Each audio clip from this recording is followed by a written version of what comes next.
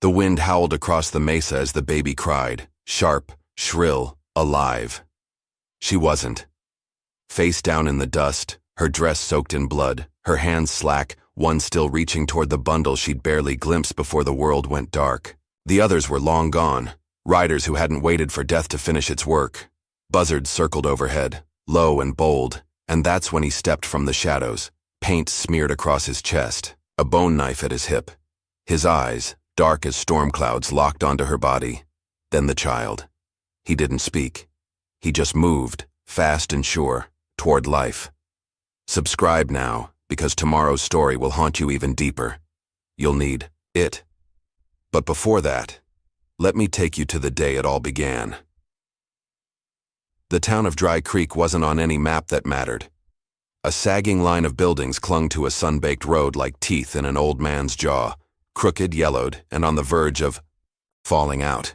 The dust here didn't just settle, it stayed. It coated windows, lined lungs, and filled the silence that hung heavier than the heat. And silence was something she knew too well. They called her Mercy, though no one remembered why. Maybe her mother had hoped she'd be spared the cruelty of the world. If so, it hadn't worked. Mercy had been an outcast in Dry Creek since the day she stopped being someone's wife and started being someone's warning. Her house stood at the edge of town, past the stables, just before the red earth dropped off into canyons and vulture-haunted cliffs. It was a one-room place with a crooked door and a window that didn't quite shut. Most nights she sat by the window and watched the town lights, dim one by one. Nobody ever waved. Nobody ever came. The rumors had done their work long ago. She's got death trailing her like a shadow, folks whispered. Saw her talking to the wind once, I swear. That limp? Ain't from no accident. Something took a piece of her. They weren't all wrong. Mercy walked with a slow, dragging step. Her right leg bent just enough to mark her as different.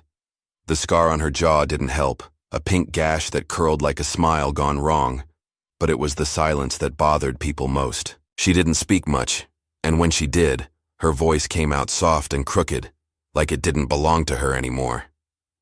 Some said she'd gone deaf after the fire. Others said she'd gone mad. Both had some truth to them. The fire had taken her husband. Their cabin had caught in the middle of the night. No warning, no way out. She'd crawled out alone, burned and gasping, her belly already swollen with the child who would never meet his father. The weeks that followed passed in pieces. Ash, fever, a funeral she didn't attend. People didn't know what to do with her after that. So they stopped doing anything. The preacher came once, told her it was time to move on. She stared at him until he stopped talking. The next Sunday, he didn't mention her at all. Even the children kept their distance. They'd once dared each other to toss rocks at her steps until she opened the door and looked at them. Not angry, not sad, just hollow. That was worse somehow. They never came back. The only sound in her life came from the wind and the creek. That barely trickled anymore. She kept to herself, mending torn clothes, patching leaks, waiting. For what? She wasn't sure. Then came the letters. They started showing up 2 weeks before her due date, folded tight and tucked beneath her door, always without a name. The first one said, I know what they did. The second, he wasn't alone in that cabin. The third, they'll come for you next. She didn't tell anyone. Who would? Listen? She burned the notes in the fireplace and tried not to think about what they meant. But at night, she started hearing hoofbeats she couldn't place. Footsteps on the gravel that stopped before reaching her porch. Sometimes she'd wake, with the feeling that someone had been in the room, close enough to touch but too cruel to help. If this is breaking your heart already, you haven't seen the worst yet. Tap subscribe. I've got another truth waiting for you tomorrow. But even with the fear, the loneliness remained worse. Loneliness was its own kind of cruelty. Slow, relentless, and polite enough to knock before devouring you. She took to walking the edge of town at dusk, just to feel the illusion of people nearby. Nobody ever greeted her. They'd cross the street, or stare too long, or pull their children close. And still, she walked. Maybe because the ache in her legs distracted from the ache in her chest. By the 9th month, the pain came in waves. At first, she thought it was the baby turning, pressing, but something felt wrong. Lower, heavier, like her bones were being twisted from the inside. She tried to see the town doctor, but his wife met her at the door with tight lips and a Bible clutched to her chest. "We're not involved," the woman said, "and neither should you be." Mercy stood there for a full minute before turning around. She gave birth alone. But that's not the part that hurts the most. The part that hurts is this. She screamed for help when it began. She screamed until her throat tore raw. Her window stayed dark. Her door stayed shut. And the last thing she saw before passing out was the shadow of a rider, watching from the edge of the canyon. Before we dive into the story, just a quick note. I'm baritone, the voice behind this narration. If you enjoy how it sounds, let me know in the comments so we can keep the same voice in future videos. The bleeding stopped 2 days after they left her. That alone should have killed her. But something stronger than death, maybe spite, maybe instinct, kept her clinging to this world. She didn't remember much of that night. Just the sound of hooves, a soft grunt, a warmth against her back when everything else had gone cold. She woke to the smell of juniper smoke and rawhide. At first, she thought she'd crossed over. The sky was wrong, bluer, deeper. The sun filtered through pine needles instead of dust. She wasn't in Dry Creek anymore. She was somewhere beyond. Then she heard breathing. Human, controlled, watching. She turned her head, slowly. Every joint. Screamed. He sat by the fire sharpening a piece of bone. Not a knife exactly, but something older. His eyes flicked to hers when she moved. Not startled, not curious. Just present. Apache. She'd heard the stories like everyone else, that they vanished into rock, that they could track wind, that they slit throats in the dark without sound. But this man wasn't a ghost or a threat. He looked like someone who had seen too much to be afraid anymore. He didn't ask her name, didn't offer his. Instead, he handed her water and tore a strip of cloth to clean the blood from her hands. She watched him work, dazed and half-dreaming. He had a scar across his brow, a silver ribbon of skin like something had tried to split him open and failed. They didn't speak that first day. They didn't have to. Words would have broken something. Mercy slept. When she woke again, her baby was beside her, swaddled in deerskin, breathing, alive. She cried for the first time since the fire. The third night, they sat across the fire from each other. She was stronger now, enough to sit upright, enough to ache in more places than she could count. "You should have left me," she said. Her voice cracked. He didn't look away. "You weren't dead." Silence stretched between them again. It wasn't awkward. It was earned. She studied his hands. Steady, scarred, skilled. "Why help me?" He paused before answering. "I buried a wife once. She was pregnant." Mercy didn't ask more. Some grief doesn't need to be explained. She didn't ask about his tribe or his name, or why he risked everything to pull her from that patch of dirt when everyone else had turned away. Instead, she told him about the town, about the letters, about the way they'd looked at her like she'd lit the match herself. "You still trust too much," he said. She almost laughed. "I don't trust anything anymore." He just gave her a long, slow look, like he knew better, like maybe he saw something she couldn't see herself, and for the first time in months she didn't feel broken, just unfinished. They moved camp on the 5th day. He never told her why, but Mercy noticed the signs. He kept checking the ridgeline, listening longer at night. He'd vanish for hours and return with rabbit or quail, his face drawn tight. One morning, she found him packing up in silence. "What is it?" she asked. "Smoke. South." Her heart sank. Dry Creek. He wouldn't say if he thought they were looking for her. But that night, he taught her how to move through trees without snapping twigs, how to follow water uphill to find cleaner springs, how to walk with a knife in her hand without looking like she had one. The baby never cried much. Maybe he understood the danger too. On the 10th night, They reached a high bluff overlooking the valley. Below them, Dry Creek sat small and quiet, like a toy town abandoned in the dust. He watched it for a long time. "You gonna go back?" he asked. Mercy's lips tightened. "What for?" "To bury the part of you that still waits for them to change." She looked at him then. Really looked.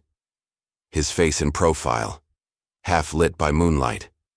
The shadows tucked into his jaw like secrets. "You see me different than they do," she whispered. He nodded once. "I see you." What if someone saw you for who you are, not what you carry? Subscribe. One day that story might be yours too. Word travels even in silence. A trader from downriver spotted them near the river bend and took news back to town. She's alive. Ain't alone. That was all it took. By the end of the week, eyes narrowed when her name was spoken. The blacksmith loaded his shotgun. The preacher spoke of unnatural alliances. "She's got an Apache protecting her now," someone hissed. "Or controlling her," someone else said. But it wasn't just fear. It was guilt. They'd left her. Left a mother to die. That kind of sin festers unless it's buried under something worse. Blame. So they blamed her again. A month passed. Then 2. She learned how to track deerscat, how to make salve from pine resin, how to red cloud shapes the way some read tea leaves. Her limp never faded, but her body grew strong again. Her spirit too, though it didn't feel that way at first. She still cried sometimes, but now she cried with someone. That changed everything. The man, she still didn't know his name, carved her a bow, taught her how to notch it. When she asked why, he simply said, "In case I'm not there." They didn't talk about the future. That felt dangerous. But one night, after the baby had drifted to sleep beside her, she reached across the fire and placed her hand over his. He didn't flinch. Didn't speak. Just sat there, letting her touch something human for the first time in what felt like forever. And in that moment, Mercy knew. Whatever came next, she wasn't facing it alone anymore. They came at dawn, like cowards do. Mercy had woken early that morning, stirred by a shift in the wind, too still, too silent. Even the birds held their breath. She was halfway to the stream with the baby swaddled against her chest when she saw the glint, sunlight catching on a rifle barrel, then another, and another. 3 men, town men, faces she knew too well, Eli Cormack, George the stable hand, and the preacher's son, with his father's self-righteous scowl. They stepped from the tree line with their guns drawn, pretending not to see the infant in her arms. "Don't move," Eli said, voice steady, too calm. "We don't want the child." Mercy froze. Her knees went weak, but she didn't fall. "Back away from the camp, hands where we can see 'em." She backed away slowly, shielding the baby with her body. "Why?" she asked. The preacher's son sneered.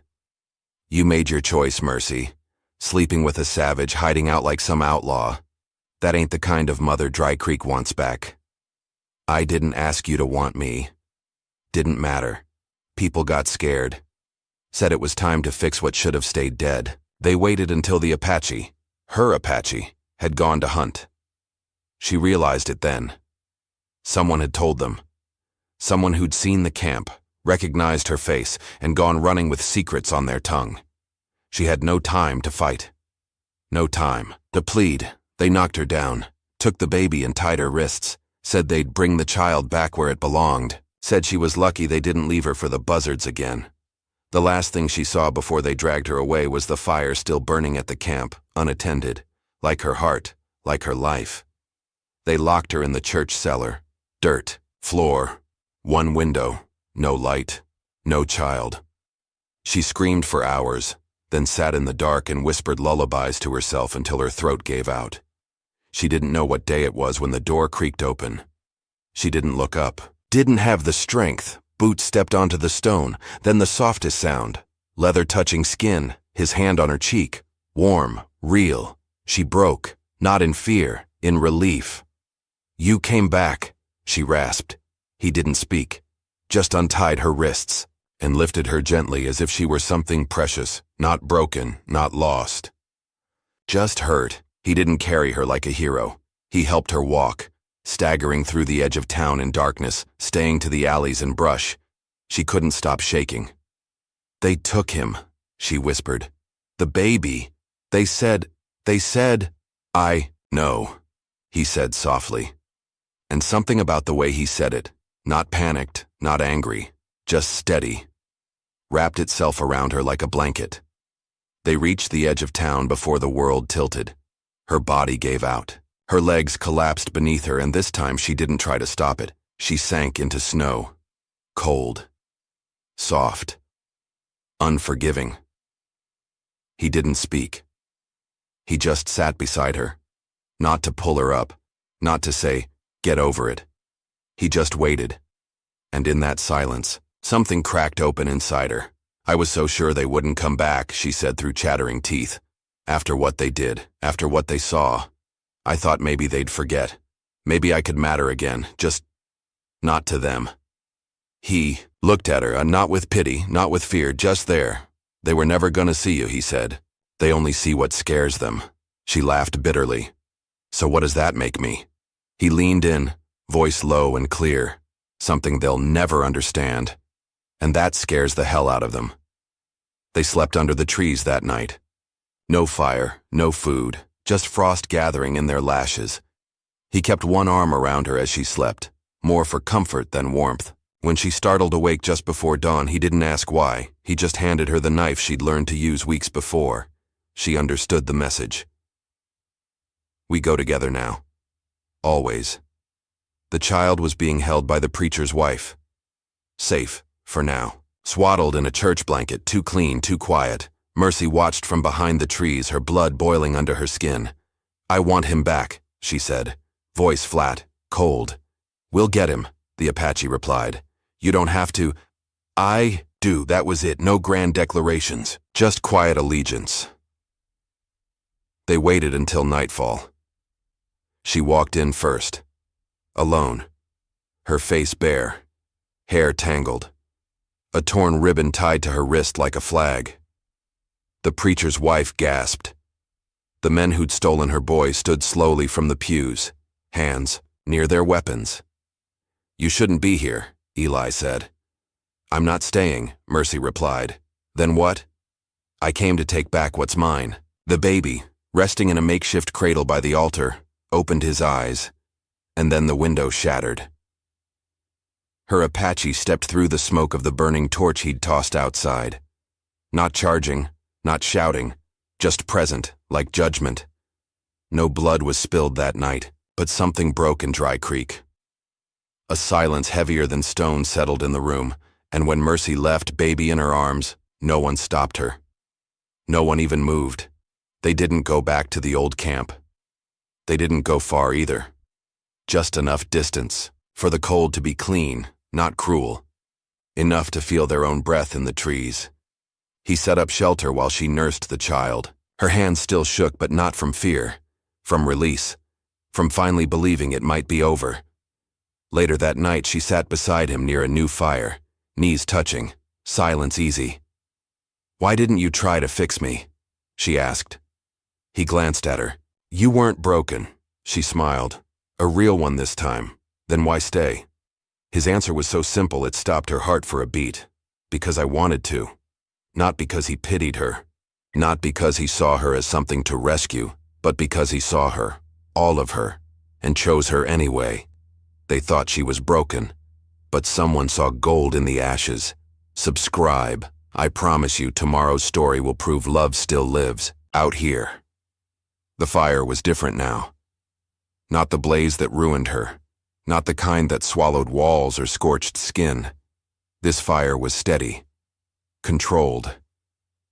It danced quietly in the stone pit outside the little shack they'd built with their own, and it had taken months, but they did it, together. A one-room cabin nestled into the trees, walls made from cut pine and old nails he carried in a pouch like gold. Mercy carved wooden shutters herself. He built the roof one plank at a time, teaching her to drive each, nail with care, not anger. No sign marked it, no fence, just a wide stretch of land, 2 horses they'd traded for furs and herbs, and a silence that felt sacred, not loneliness. Peace. They'd done what the town said they couldn't. They survived. Winter crept back in slow and cold. Mercy chopped wood with her bad leg braced and her shoulders stronger than ever. Her hands cracked, bled, healed again. She sang to the baby, now toddling, in a voice still quiet, but no longer afraid. He taught her how to trap in snow. She taught him how to make stew out of nearly nothing. They laughed now. Even that was new. But not everything was easy. Sometimes she'd wake up gasping, dreaming of hands on her wrists, of cellar walls and cold pews and men with names she used to trust. He never asked what the dreams were. He just held her, let her ride the storm without steering. And still, he never told her his name. It happened on a Tuesday. Mercy was boiling, herbs outside when she heard hoofbeats, fast, familiar. She stood. So did he, one rider. No rifle, no badge, just a man in a blue coat, Union cavalry, but not official. He dismounted without a word and walked toward the cabin with eyes fixed on the Apache. Mercy stepped between them. The man tipped his hat. Didn't expect to. See you here, he said, gaze cool. The Apache didn't blink. Didn't expect to be followed? Mercy's voice came out sharper than she meant. Who is he? The rider looked at her. Lady, you don't know who you're lying next to. I know enough. No, you don't, he said, glancing back at the man behind her. He walked away from blood, from duty, from us. Mercy's stomach twisted. You left a war, the rider added. But the war didn't leave you. The Apache said nothing, just stared. After a long silence, the man spit into the dirt. You're not done. The past don't let you be. Then, he turned and rode off, a shadow cut from the sun. They didn't talk about it for 2 days. Mercy didn't push, but something in her ached, something raw, something familiar. She'd carried her shame for so long, and he'd held it without question. Now his ghosts had come calling, and he turned away from them like stone, until one night as the fire cracked he said quietly, "My name was Kale." She looked at him, waited. I left because war made me a man I didn't want to be, but I can't undo the blood on my hands. She reached for his palm. It doesn't matter to me, not if you're still trying to build instead of burn. He nodded, once then added, but they'll come back? You mean more soldiers? No, the past, in boots, on horses, it always comes back. You've come this far with her. You felt that, didn't you? Subscribe and I want you to meet someone else tomorrow, someone just as forgotten. The decision came days later, unexpected, but clear. A family wandered into their land, half-starved. A widow, 2 boys, a girl too young to speak. Lost after their wagon overturned in the river bend. Mercy took them in without asking. Kyle didn't argue. They fed them, dressed their wounds, and when the snow fell that week, they let them stay. Something changed in that. The cabin wasn't just theirs anymore. It became a refuge. Mercy watched Kale teaching the boys to track deer. She watched the little girl cling to his knee. Watched herself start to dream bigger than survival. We could build another, she said one morning. Another house. For others. Kale looked at her, brow furrowed. She went on. For the ones who've got nowhere to go. The ones with names whispered in town like poison. Like mine. He smiled then.